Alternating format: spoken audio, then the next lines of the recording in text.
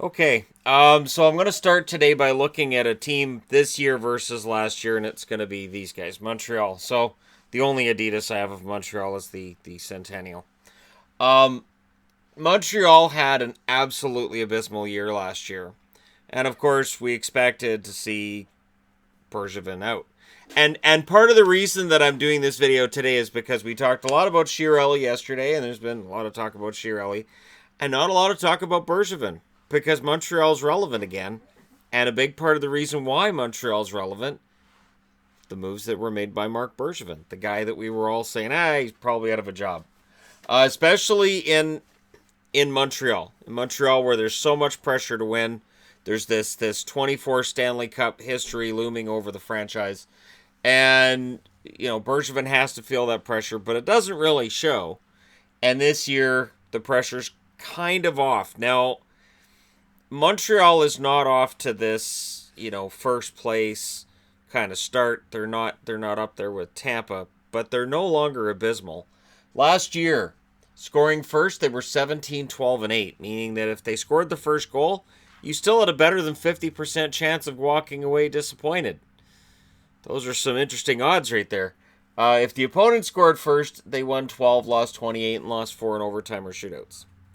So, 12, 28, and 4.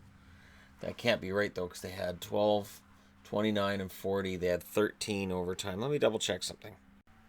Yeah, they had 13 overtime and shootout losses, so 12, 28, and 5.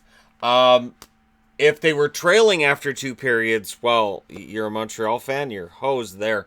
2 wins, 30 losses, 3 overtime losses. So only twice all year did they come back when they were down going into the third. Tied after 2, 6, 8, and 6. So if they're tied, you had a six times that you'd walk away happy and 14 that you would walk away disappointed. Again, it was abysmal. And when you look at the scoring by period, you really see, this is part of the reason why nobody was picking this to happen with Montreal other than the most ardent Montreal fans. They were outscored by the opposition 80-58 in the first period. Second period, they were all right there. They outscored the opponents 82-79 in the third. They scored 64 goals. They allowed 92. It was absolutely abysmal. And in overtime, they scored 3 and they allowed 7. Their goals for, 207. Their goals against, 258. They were 29th in the NHL in goals for and 26th in goals against. It was an absolute, complete, and total meltdown for the Montreal Canadiens. Through 50 games played, which is where we are now, they were 20, 24, and 6. So they won 20 out of 50.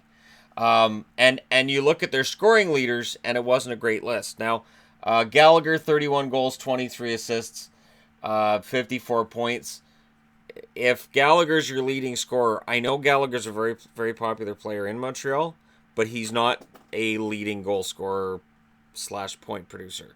Now, he had 30 last year, and right now he does lead them in goals, but he's no longer the leader in points. He's not a guy that if he's leading your team in points that would indicate you're having a great year. Galchenyuk, 19 goals, 32 assists. He's gone. Drouin, 13 goals, 33 assists. He's been better this year than last year. The adjustment in Montreal, that he's at center, he's on the wing, he's at center, it just didn't work. Petrie, 12 goals, 30 assists. He's much better this year than last year. Pacioretty, 17 goals, 20 assists. And I know there's Montreal fans that will throw a lot of shade at Pacioretty. I really feel that with Pacioretty, it was a bad situation that whole year. And then it carried over into the offseason. And the smart thing for Bergevin might have been to move Pacioretty as soon as the situation got kind of uncomfortable. Last year's trade deadline might have been a really prime opportunity, but he did pretty well with what he got for Pacioretty this past year out of Vegas. Paul Byron, 20 goals, 15 assists. He was one of 2 20-goal scorers for Montreal last year. 2. Charles Hudon, 10 goals, 20 assists. He's been a healthy scratch lately, and there's some speculation about him probably being on his way to town. Philippe Danault, 8 goals, 17 assists. He's been better than that this year. Plekanec, of course, 6 goals, 18 assists before he's traded to Toronto. And then, of course, he came back this year to finish out as a Hab. Lehkonen, 12 goals, 9 assists. So your top 10 scorers in Montreal, your bottom guy had 21 points. Right now, their bottom guy is 18. So the scoring is definitely better in Montreal. Carey Price, 16, 26, and 7, 3.11 goals against, 900 save percentage. Poor season all around, injury-riddled season, and just not playing like Carey Price. Niemi, 7, 5, and 4, 2.46 goals against, 929 save percentage. Antti Niemi was actually the better goaltender. Towards the end of the year, it was really apparent he was the better goaltender. And so Price definitely had his struggles last year. And there was some question about whether or not he'd get back into it. Now, here's the thing. You look at this year, and what strikes me about this year is this started while Price wasn't playing well. The biggest criticism I had about Montreal the whole way along when they were playing well was it was reliant on Price. Price is playing well, Montreal's winning. Price doesn't play well. They don't have the goal scoring to overcome. Sort of like, I talk a lot about San Jose, and there's a reason. Martin Jones not having a great year. He still has 22 wins because the team just goes out and scores a bunch of goals for him. Now, this year, when scoring first, they're 19, 5, and 3. So that is an absolutely huge difference. They've already got more wins when scoring first than they had all year last year. When the opponent scores first, they're 8, 13, and 2. They've only got 4 less wins than they had all of last year when the opponent scores first, and a much better winning percentage when the opponent scores first. When trailing after 2, they're 6 and 13. They've already won 4 more times when trailing entering the third period than last year. Tied after 2, they're 7, 3, and 3. So they have a better than 50% chance of winning when it's tied entering the third. So what made the big difference? They started playing well in the third period. Scoring by period, they've been outscored 48-42 in the first. I'm sure Claude Julien would like to fix that. They've outscored the opposition 54-41 in the second, 51-44 in the third. They've been outscored 5-3 in overtime. They've outscored the opposition 150 goals for and 148 goals against.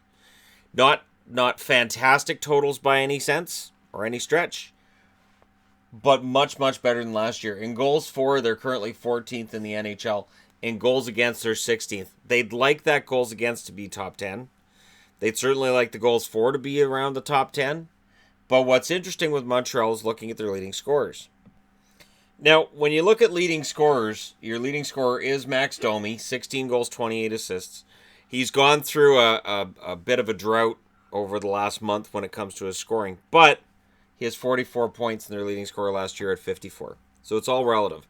Tatar, 16 goals, 21 assists, 37 points. He is on pace to destroy the totals of Pacioretty.